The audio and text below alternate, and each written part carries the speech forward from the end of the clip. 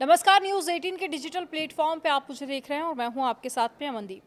पश्चिम बंगाल में एसआईआर प्रक्रिया को लेकर सुप्रीम कोर्ट में मुख्यमंत्री ममता बनर्जी और सीजेआई जस्टिस सूर्यकांत के बीच में सवाल जवाब के दौरान अलग नजारा देखने को मिला।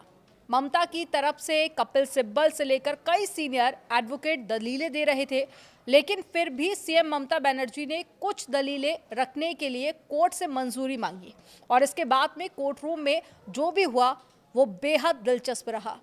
ऐसे बहुत कम मौके होते हैं जब खुद मुख्यमंत्री किसी मामले में अपनी तरफ से सीजेआई के सामने दलीलें दे रहा हो। आप सभी जस्टिस से मेरी विनती है। सुप्रीम कोर्ट में सुनवाई की शुरुआत में ममता बनर्जी ने बेहद शांत और भावुक लहजे में कहा कि आप सभी सम्मानित जस्टिस से मेरी विनती है कि मेरी बात सुनी जाए। जब न्याय दरवाजे के पीछे रो रहा हो तब मैंने कई बार निर्वाचन आयोग को पत्र लिखे हैं। कोर्ट रूम में उस वक्त ममता बनर्जी के ठीक पीछे सांसद कल्याण बनर्जी खड़े थे, जिनसे वह बीच बीच में बांग्ला में बातचीत कर रही थी।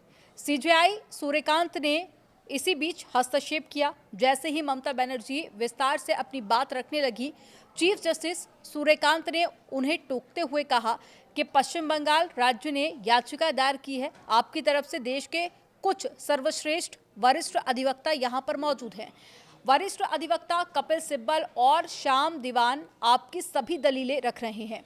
सीजेआई ने यह भी कहा कि हर समस्या का कोई न कोई समाधान होता है ताकि कोई भी निर्दोष नागरिक बाहर ना रह जाए।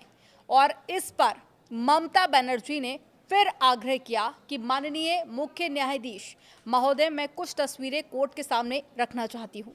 उन्होंने कहा कि ये तस्वीरें उनकी निजी नहीं है, बल्कि प्रमुख समाचार पत्रों में प्रकाशित हुई हैं और ये दिखाती हैं कि पूरी एसआईआर प्रक्रिया के केवल नाम हटाने के लिए है, ना कि नाम जोड़ने के लिए नहीं है। ये बात उनकी तरफ से कही गई।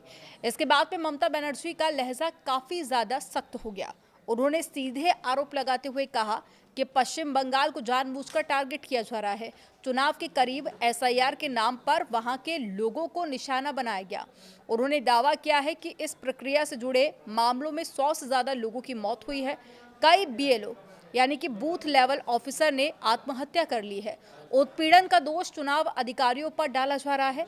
उदाहरणों से समझाने की कोशिश भी की गई। ममता बनर्जी ने कोर्ट के सामने उदाहरण रखते हुए कहा कि मान लीजिए कि शादी के बाद में कोई बेटी ससुराल जाती है तो सवाल उठाया जाता है कि ये पति की उपाधि क्यों इस्तेमाल कर रही है। उन्होंने कहा कि शादी के बाद में ससुराल गई महिलाओं के नाम एक तरफा हटा दिए गए हैं। गरीब लोगों ने फ्लैट खरीदे या फिर घर बदले तो उनका नाम भी कट गया। आधार के साथ में अतिरिक्त प्रमाण पत्र मांगे जा रहे हैं। दूसरे राज्य के निवास प्रमाण पत्र या फिर जाति प्रमाण पत्र नहीं माने जा रहे हैं। तो ममता बनर्जी की तरफ से जो आज दलीलें दी गई हैं वो वाकई में काफ़ी ज़्यादा दिलचस्प रही। आपका इस पर क्या सोचना है, कमेंट सेक्शन में ज़रूर बताइएगा।